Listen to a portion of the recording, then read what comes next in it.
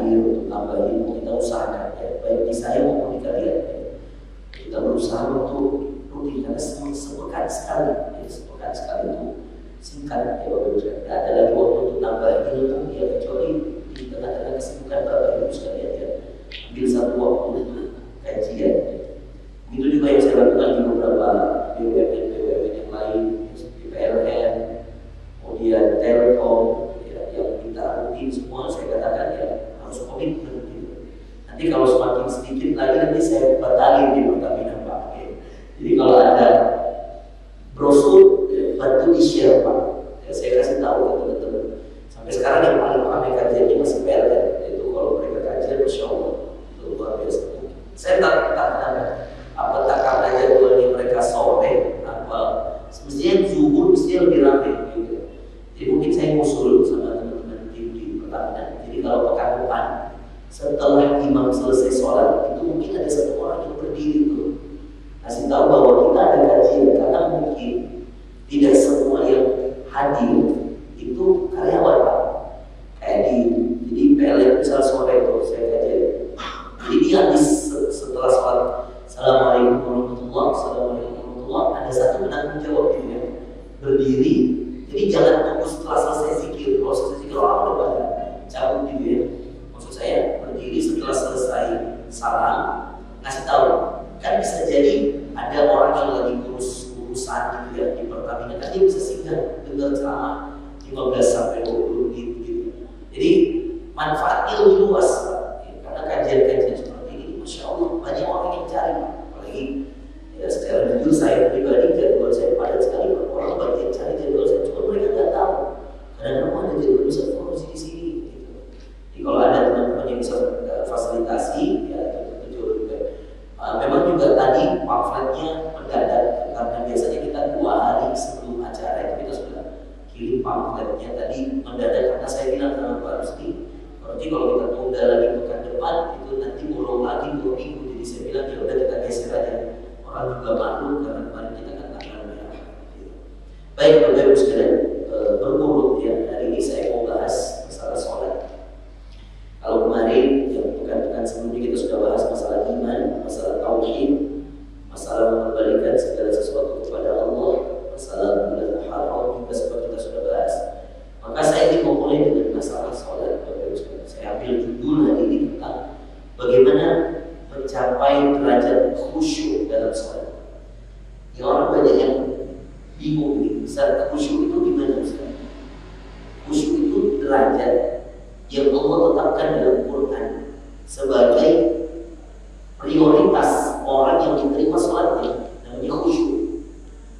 Makanya pelakunya dinamakan khasyi'un, orang-orang khusyuk.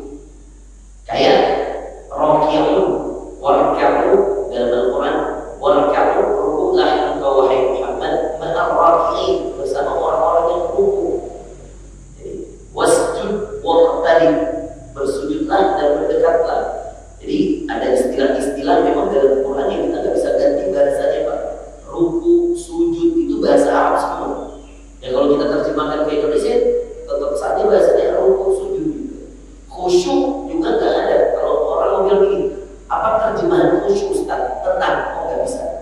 Lebih dari tenang, menghayati nggak bisa. Karena lebih dari sekedar menghayati. Khusyuk itu perpaduan. Nah ini biar ngerti. Gimana Ustaz khusyuk itu? Kita sering dengar orang khusyuk sholatnya. Apa batasan Allah? Apa syarat-syarat khusyuk versi Allah? Ini yang mau dipelajari Pak. Biar kita ngerti, oh kalau saya ternyata sholat saya kayak gini, waduh berarti saya gak diterima di sholat. Anda boleh pulang Pak, dan demi Allah boleh diulang sholatnya. Kalau Anda merasa pada satu sholat bahkan Anda sudah gak sadar apa-apa, pulang aja sholatnya Pak. Gak sadar baca apa rakaat pertama, gak sadar imam baca apa, gak tahu tiba-tiba udah salam, banyak yang begitu Pak. Mikirnya macam-macam Pak, pekerjaan. Jadi sholat itu sambil mikir, banyak orang kayak gitu. Tiba-tiba udah salam. Kalau saya pribadi pulang sholat. Iya, saya katakan pulang sholat. Kenapa? Rasulullah SAW jelaskan orang yang sholat disuruh pulang sholatnya Pak. Karena ada 3 hal. 1 karena buru-buru. 2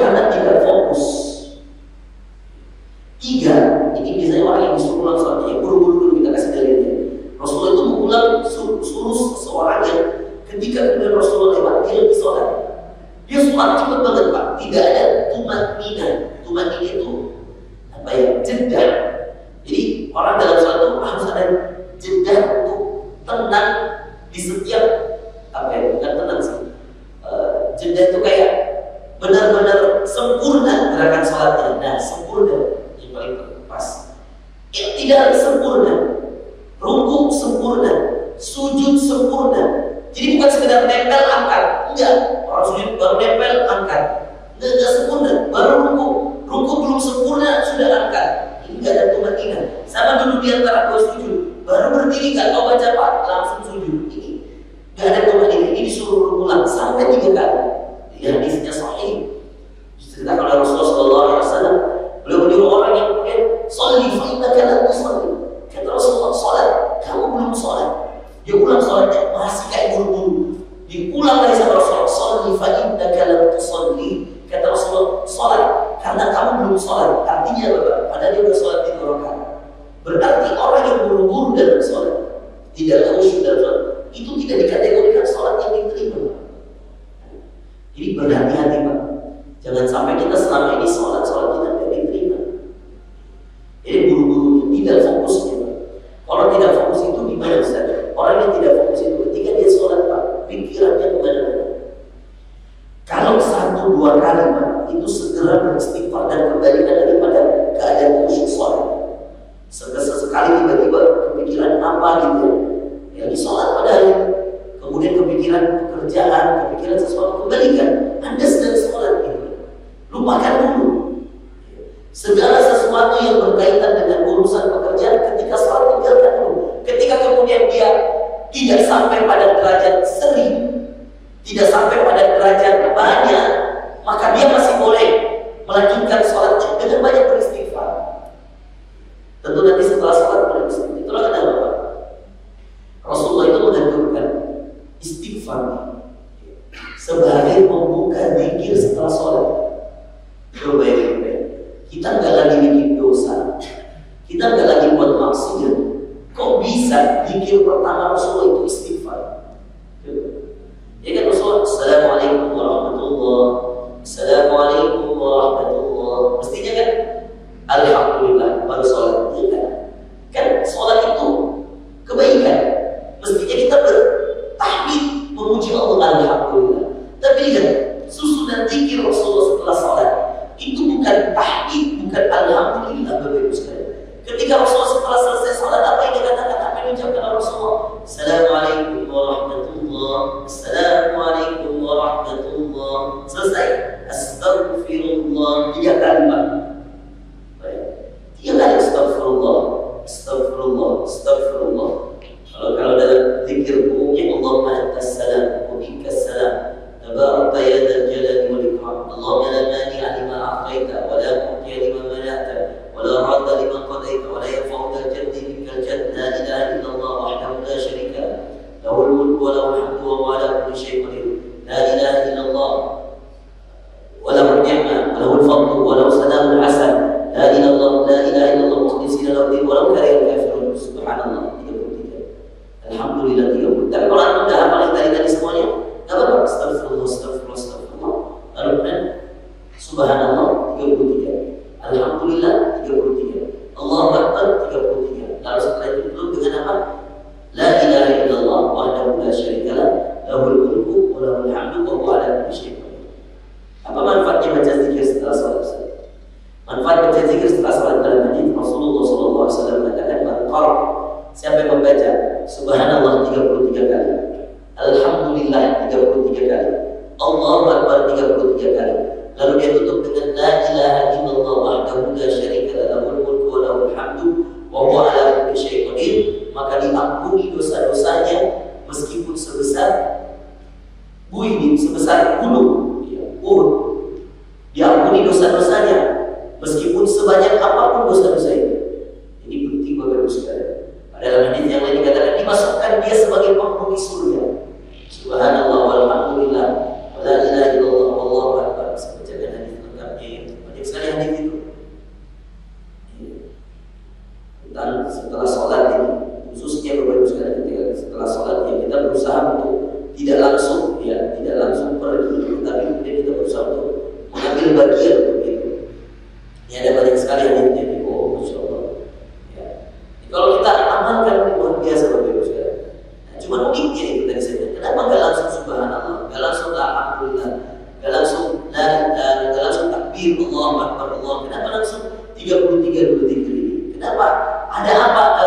3 kali dulu istighfar. Ada apa dengan sholat?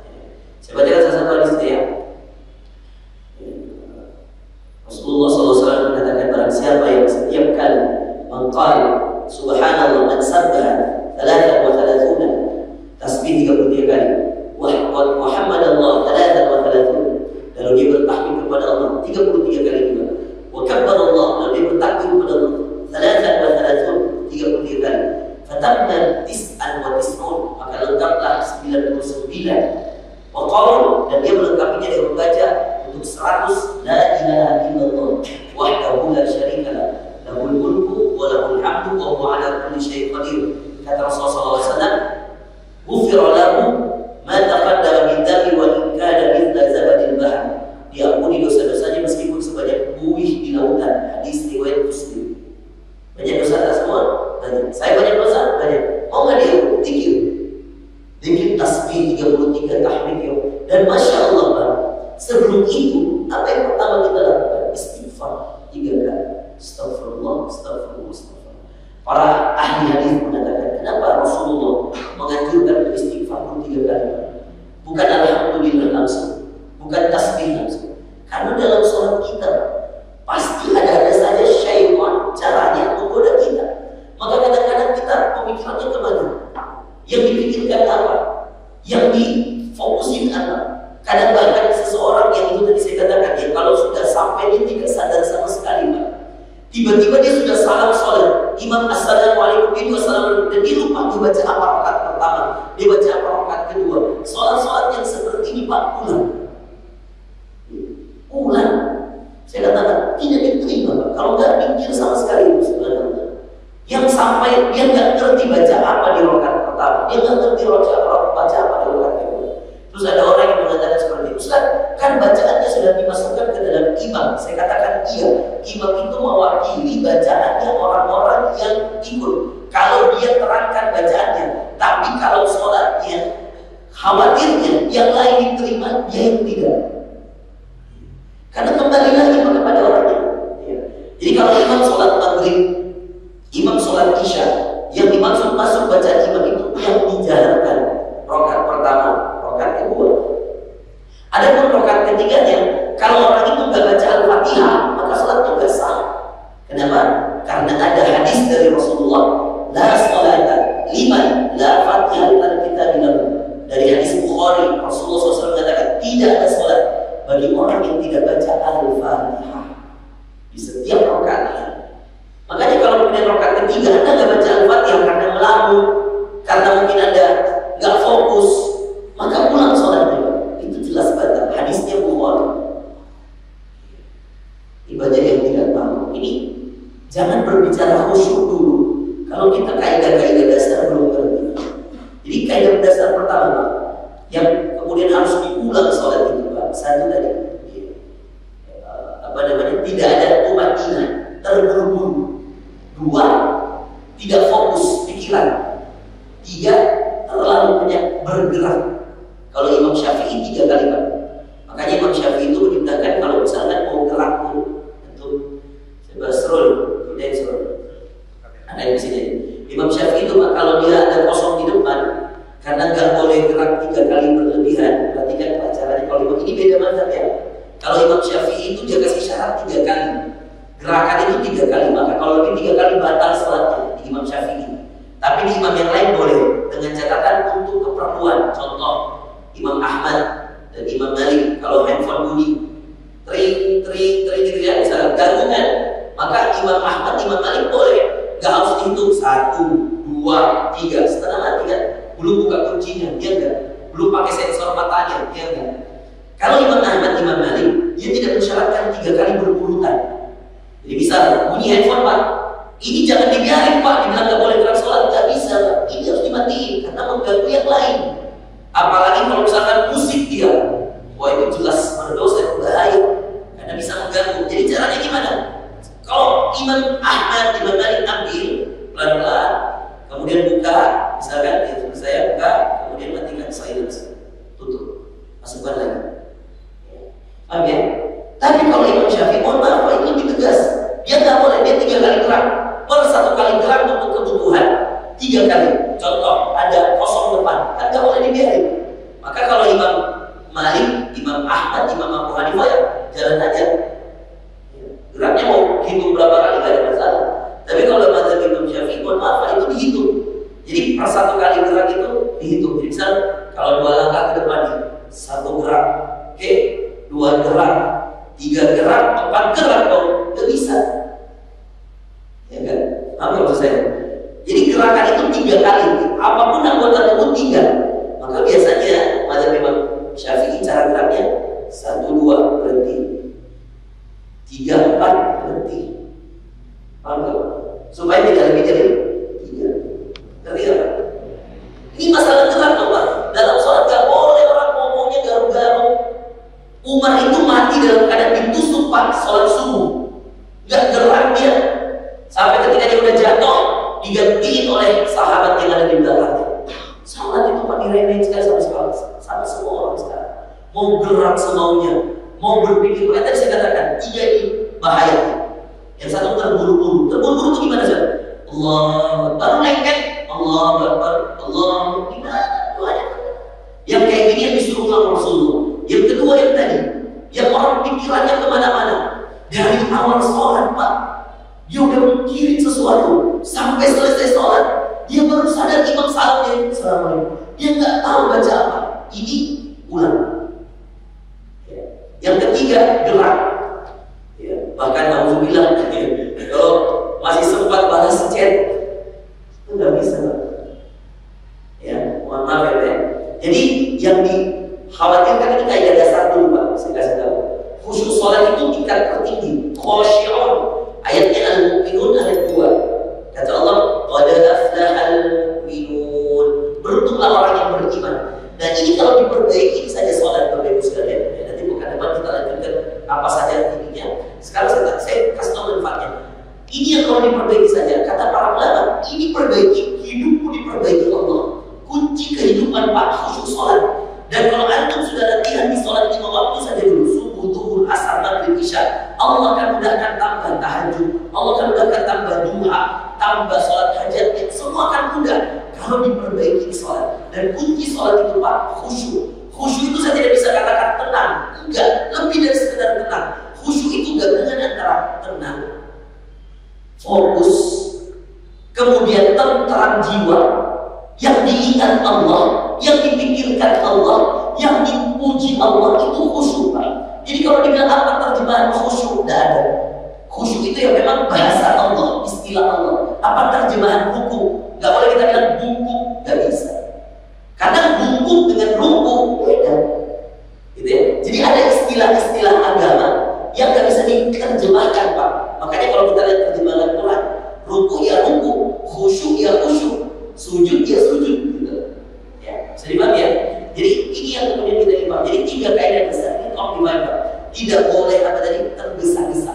Setiap gerakannya imam, ya kalau ruku sempurnakan ruku. Kalau kemudian sami Allahu liman hamidah, sempurnakan berdiri. Sujud sempurnakan sujud, duduk di antara sujud. Bahkan yang mohon maaf yang penting juga untuk kita ketahui, tumanina itu juga antara jeda. Jadi ada jeda. Itu juga perlu tumanina Pak.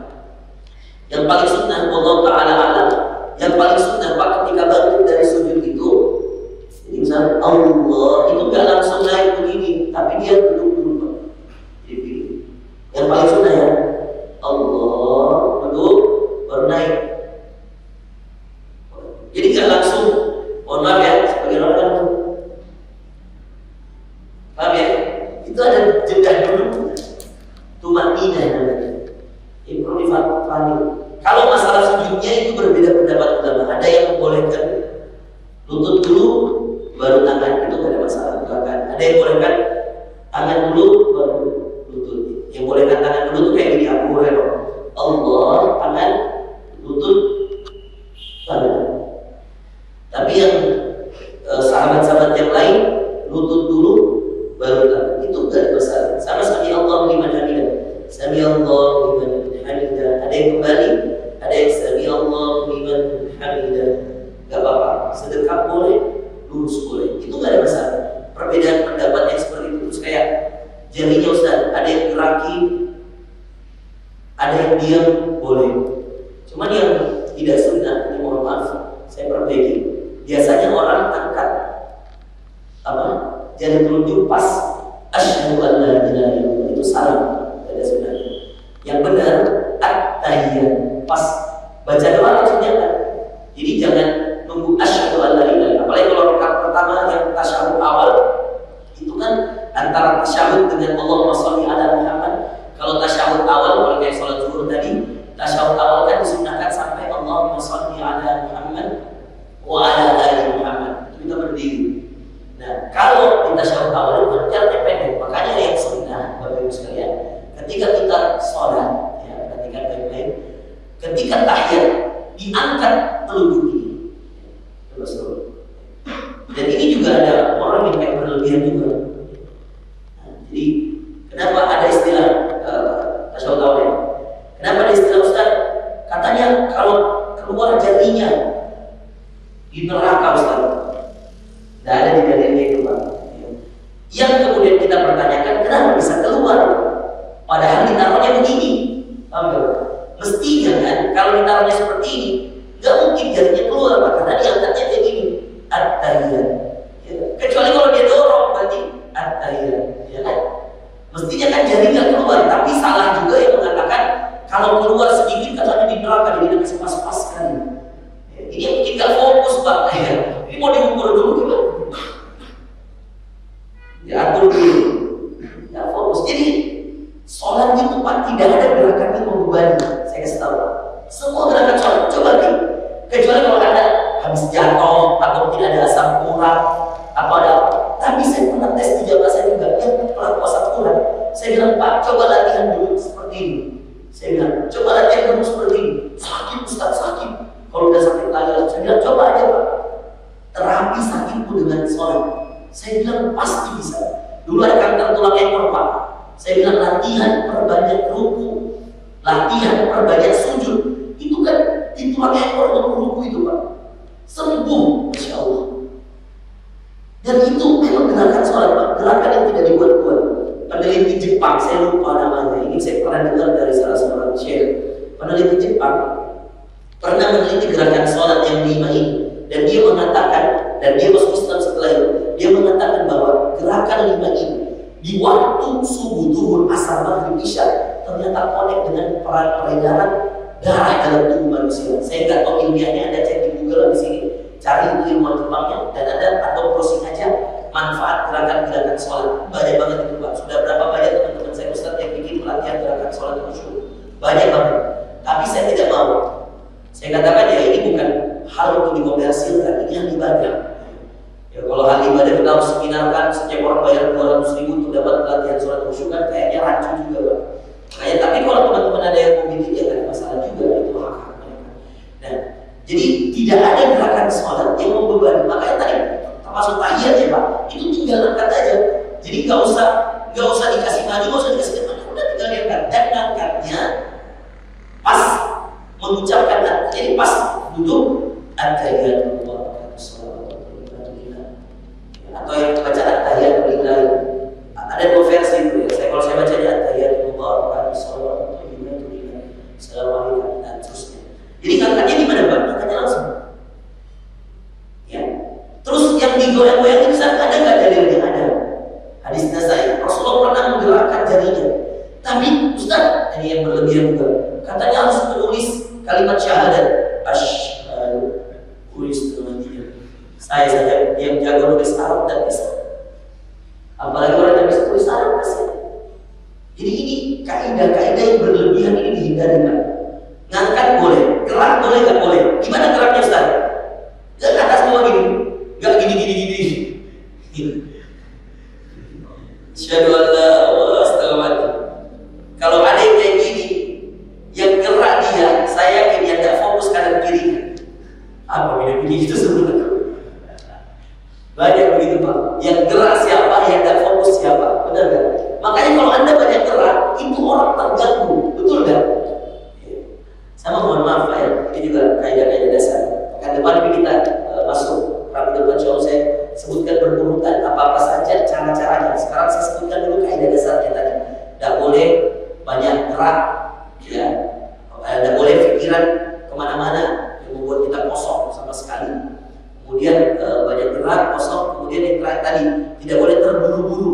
semuanya harus ada tumanina. Nah, Pak, mohon maaf, saya minta maaf Pak. Coba nih, kamu sini nih. Kamu pakai jas yang bagus.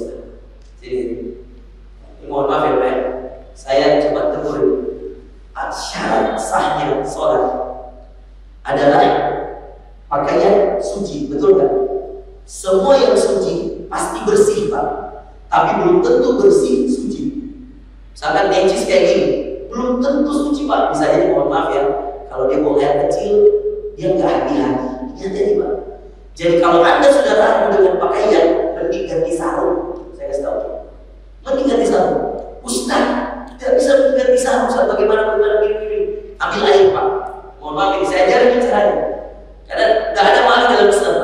Lebih baik ambil air Pak, basahin itu bekas yang Anda ragu di situ. Basahin sampai bahkan basah sekali nggak apa-apa. Anda sholat dalam keadaan ini basah, sholat diterima Pak. Kita habis hujan-hujanan, nggak sempat ganti baju. Misal di lapangan, di tempat, misalnya di di tempat apa itu untuk nyari minyak misalkan, itu hujan keras misalkan, kita nggak bisa sempat. Udah mau habis waktunya. Kita sholat di lapangan, hujan-hujan, diterima nggak? Asal nggak ada najisnya. Tapi baju najis, ada najis, diterima nggak? Karena sholat syarat sahnya diterima sholat apa Pak? Itu adalah suci, namanya thaharah.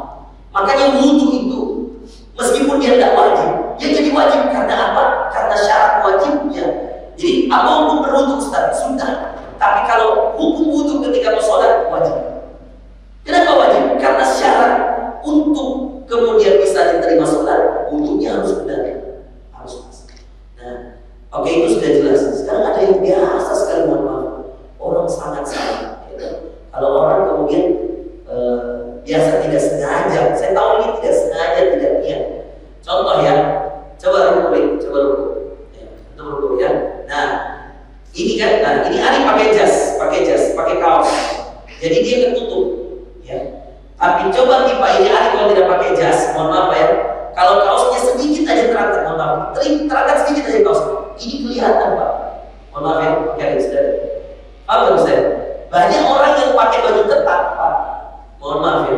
Dia lupa bahwa syarat sahnya sholat menutup aurat. Nggak akan diterima sholat Pak kalau Anda pakai celana pendek di atas lutut. Mohon maaf. Kalau Anda pakai pakaian yang tidak tertutup aurat Anda secara sempurna, mohon maaf.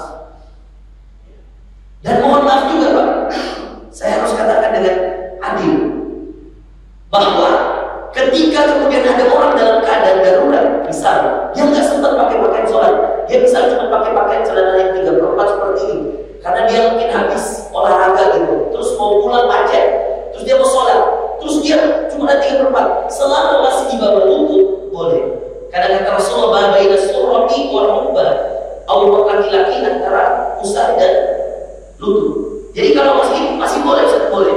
Kecuali kalau ini celana sudah di atas lutut, udah nggak boleh Pak. Nah, dalam keadaan darurat, jadi pernah saya ditanya, Ustaz, apa hukumnya? Dulu ada pemain basket sholat, ya. Ada pemain basket sholat, perhatikan Pak ya, yang kemudian kelihatan apa ini namanya Pak? Ketiaknya, kan baju basket Pak. Saya katakan, selama ketiak itu tidak sampai di pusat, jadi yang kelihatan cuma bagian ketiak. Dan seandainya dan selama waktu itu dia tidak punya baju yang lain, jadi misalkan dia sudah habis bertanding, tidak ada baju lainnya Pak, hanya itu. Sedangkan itu jadwal sudah jam berapa misalkan, maka dia boleh sholat dengan itu. Selama dia yakin tidak kelihatan yang seluruh pusar. Ini Pak aurat. Dari mana aurat? Dari pusar. Sekeliling pusar ini. Inilah aurat kita. Jadi kalau baju basket yang kelihatan cuma bagian atas, selama darurat, catat ya, darurat, itu jatuhnya lebih kepada adab sebenarnya. Kurang bagus juga kalau kemudian ketika kita kelihatan dalam ketika kita sholat. Lebih kepada adab. Tapi kalau mau ditanya secara adil dan jujur, Ustaz, bagaimana itu keadaannya pembasket ini kalau dia tidak sempat ganti baju dan seterusnya?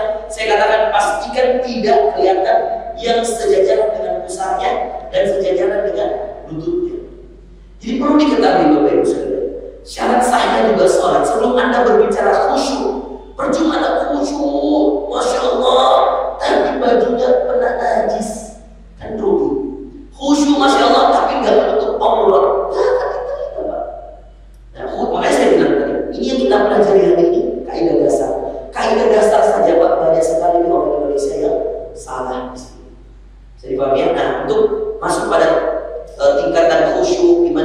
bagaimana dan seterusnya. Nah, nanti kita bisa bahas itu pekan depan ya. Dan itu butuh waktu yang juga lumayan panjang untuk menjelaskan. Yang jelas Bapak Ibu sekalian, sholat itu ibadah utama. Dia tiang. Kata Rasulullah, as-sholatu imaduddin. Sholat itu tiangnya agama. Makanya kalau tiangnya tidak ada, tidak akan ada bangunannya. Maka siapa yang tidak bagus sholatnya, percaya tidak akan bagus ibadah yang lainnya.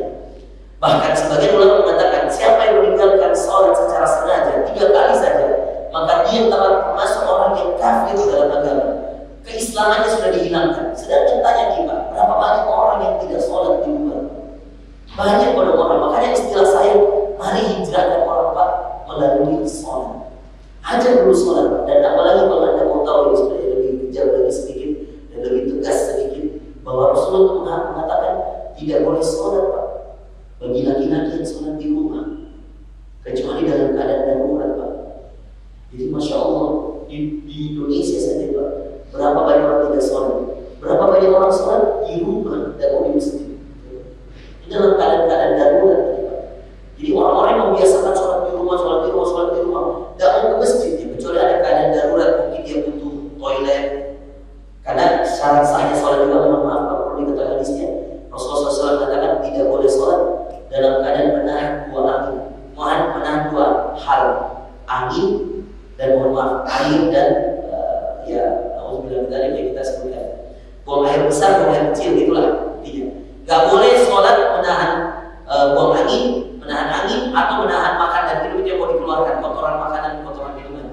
Jadi kalau sudah sholat terus tiba-tiba Ustaz, saya mau sholat, pas sebelum sholat Ustaz gak ada rasa Ustaz, Allah imam baca, mulai sakit perut Ustaz, ya kan? Batalin Pak, jangan ditahan. Batalin sholat keluar aja Pak. Ustaz nanti tidak dapat pahala jamaah, dapat. Kalau dia sudah wudhu dan kembali orang sudah selesai sholat, maka dia tetap dapat pahalanya tadi yang pertama, sholat pahala pertama.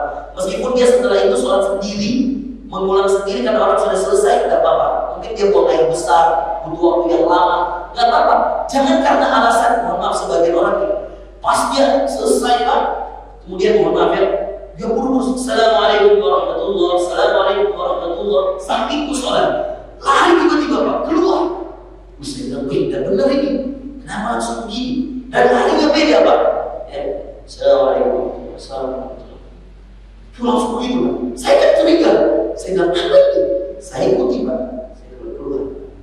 Baru senyum-senyum di luar. Saya tanya, Pak, mohon maaf Pak, kenapa ya Pak ya? Langsung kayak gitu keluarnya, kayak ada sesuatu. Wah, ini mau sekali gitu.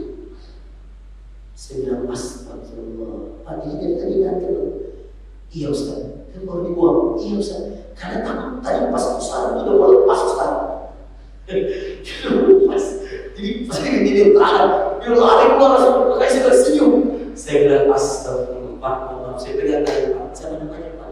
Saya bilang gini Pak, oh iya, dalam Pak, saya bisa bawa sini. Terus saya bilang, Pak, maaf, isi boleh minta sesuatu Pak? Ya boleh Ustaz. Pulang sholatnya Pak ya, karena sholatnya udah gak sah. Loh, saya kan ikutin semua bacaannya, gerakannya saya dapat semua. Ya Pak, tapi saya kasih hadisnya kata Rasulullah SAW, tidak ada sholat Pak bagi orang yang menahan angin dan menahan kotoran baik kotoran air maupun kotoran makanan. Oh, masa sih bisa lihat? Saya bukain. Baik orang Indonesia Pak, nanti dikasih lihat Google baru dipercaya.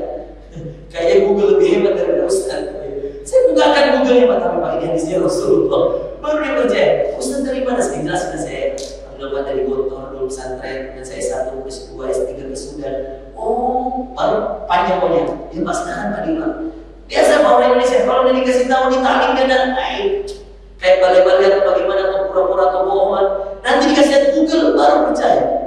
Padahal kan kita di Ustaz asal mau bohong ya kan. Terus akhirnya dia ulang semuanya. Pak, yang seperti ibadah di Indonesia Pak, bukan satu dua. Tugas kita lah memahamkan mereka. Itulah kenapa kalau kajian-kajian perkantoran ini Pak, saya suka yang praktek-praktek. Saya katakan sama Pak Rusdiwo itu, saya bilang kita bikin kajiannya. Kalau saya sebulan sekali mohon maaf, saya tidak bisa. Kalau mau perkantoran saya seminggu sekali. Kenapa? Karena kapan putus selesai. Apalagi saya orang sibuk, kadang-kadang di Jakarta, kadang-kadang di mana. Saya bilang daripada bikin seminggu sekali, supaya kalau saya ada di Makassar, saya rutinkan itu. Kalaupun misalkan saya ke Jakarta Rabu, kan bisa kita pindah Senin, bisa pindah Kamis, kan bisa diatur. Yang jelas dalam seminggu teman-teman kantor bisa belajar. Ini baru hal seperti misalnya banyak masalah. Ya. Belum lagi mohon maaf yang terakhir, yang paling banyak juga bagaimana orang Ustaz yang kalau pas dia sholat, sudah pas sholat itu Pak, jadi Masya Allah dia datang ini Pak, dia sholat dia kejar berjamaah. Jadi pas sholat itu Pak, ngos-ngosan, dia tahu ngos-ngosan. Kenapa? Karena mereka pemahamannya Pak, mengejar sholat tepat waktu penting. Tapi ada yang dia lupa, sholat dalam keadaan tenang, khusyuk, tidak buru-buru, itu jauh lebih penting. Contoh Pak, kamu sudah tahu kalau kamu tidak mau masuk, tapi kamu selalu buru-buru. Ketika kemudian muazin sudah iqamah, Allahu Akbar, Allahu Akbar, sudah baru lari, baru wudu, ya jelaslah kamu lari, capek. Kalau memang kamu kejar awal waktu, yang sehingga kemudian kamu bisa dapat takbiratul ihramnya imam, yang mana Pak kalau kita tahu dalam hadis siapa yang sholat 40 hari tidak tertinggal takbiratul ihramnya imam, maka dihindarkan dari 2 hal, dihindarkan dari api neraka, dihindarkan dari sifat munafik. 2 itu tetap sholat, tapi 40 hari Pak. 40 hari berarti berapa sholat itu? Sehari 200. Tidak putus-putus. Imam Allahu Akbar, kita Allahu Akbar 40 hari. Anda dijamin tidak disentuh oleh api neraka.